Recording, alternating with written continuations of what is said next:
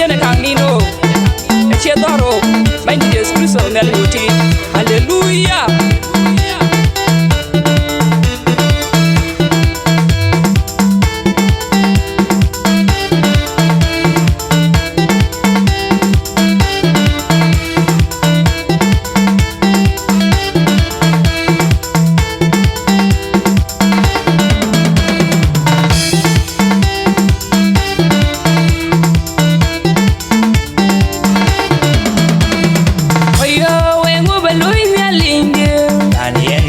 The Colco way, and go below in the link, and Yanti the Colco way, and go below in the link, and Yanti the Colco way. Hey, yo, Charlotte, meet Nelly, Nationally, Joe, and I'll get home. Or one young people, I can't join you again. Hey, yo, Charlotte, meet Nelly, Nationally, Joe, and I'll get home.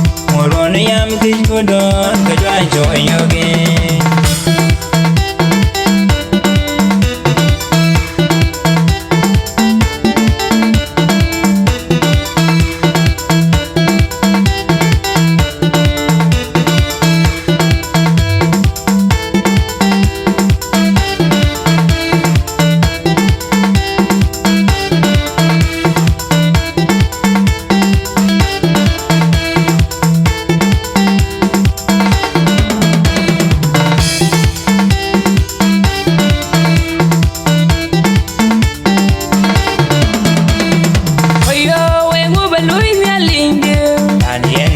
The Colco way, and go below in the link, and Yanti the Colco way, and go below in the link, and Yanti the Colco way. Hey, yo, Charlotte, meet Nelly, Nationally, Joe, and I'll get home. Or one young people don't I can't join you again. Hey, yo, Charlotte, meet Nelly, Nationally, Joe, and I'll get home. One young people don't join you again.